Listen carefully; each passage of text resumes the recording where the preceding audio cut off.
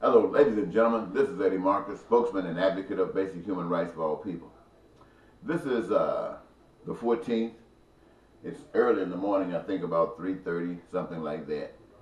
I find myself up because I was asleep and I was awakened by a preacher talking about Jesus Christ and how Jesus Christ came on the scene and people didn't like him because of the message that he was bringing to the public.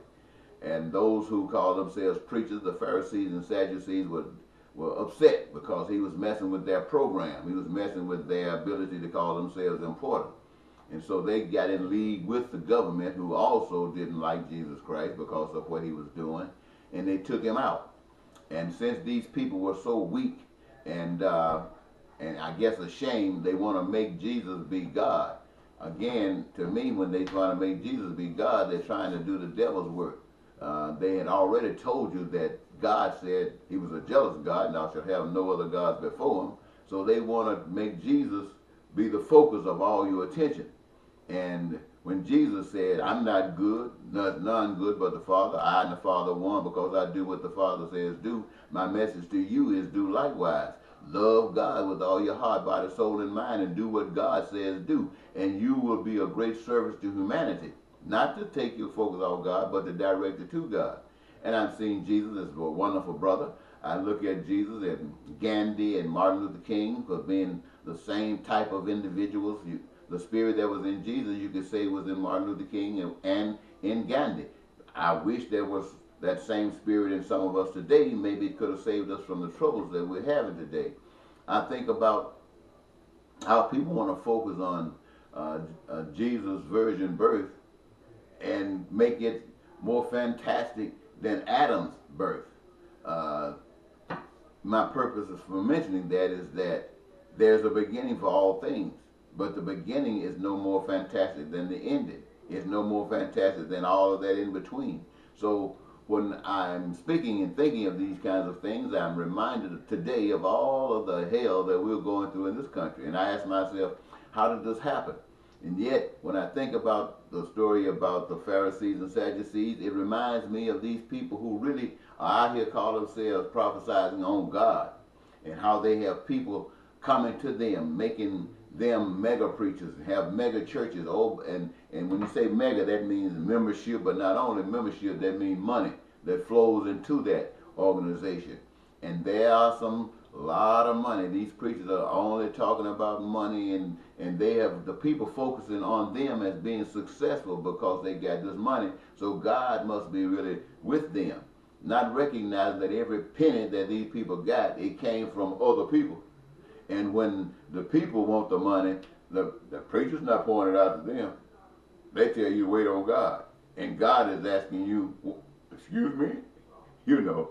So these are the kind of things that I'm focusing on. But the main thing that gets me perhaps this morning is the fact that we have a president of the United States that is filled with the spirit of evil, the spirit of Satan, and he's showing it to the world. He's not hiding it, not trying to be slick. He's just standing up boldly, letting you know that he's a liar, that he's a cheater, deceiver, don't give a heck what you think about it. And he doesn't care anything about your laws, your system of government. Doesn't mean a thing to him. All he got to do is get in a position to find some people that already is just like him, who've already violated the rules. They might have something on him, and just place them in positions and give him the authority to ramrod his evilness all over you.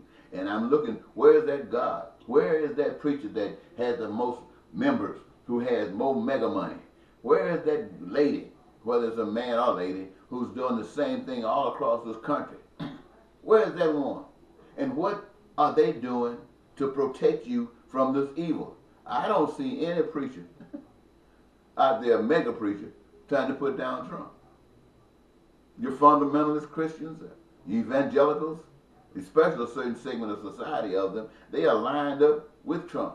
They supported Trump, trying to make the rest of the nation think that Trump is divine. I'm asking myself, what kind of world am I living in? And what my answer is, I'm living in a world that's calling on people like me, calling on others like me, and like Jesus, and like Dr. King, and like Gandhi, to come forth and stand up and give God some representation by resisting these lies, exposing these lies, and standing up with a Thor hammer to fight down this lies and this evilness. But it's not happening. However, today is here, and we have another opportunity. We have another chance. And this is Sunday morning, mind you, but I know what's going to happen. You're going to go to a church and you're going to listen to some preacher try to give you another Bible story and try to emphasize on it about what it means and ties on to your life and your life problems and how to resist the frustration that comes from it. But not engaging you to get up and stand up, give a backbone, be bold. They're not going to tell you that, because that would require them to stand up to get a backbone and be bold. And I'm not just talking about rich preachers. I'm not just talking about mega folks. I'm talking about people who got 1 or 2 members. Everybody got something to do. And I did this, ladies and gentlemen, because I spoke a little bit earlier. And it ended up me talking about 27 minutes when I looked at it. And I didn't want to talk 27 minutes, even though there was some good stuff. But I figured I could come back and do this thing again and sum it up in a few minutes, because your attention span is few minutes. I have people tell me all the time, you talk too long. If you can't tell me in 2 or 3 minutes, I ain't got time to listen. That kind of attitude, you see, don't have time to listen, that allowed Trump to come in. And I guarantee you, when he takes control, unless God got somebody around here to stand up against that turkey and straighten things back out, you're going to have a lot of minutes. I want to thank you, ladies and gentlemen, for giving me this your time. I just want to point out a couple of things that maybe you could identify with.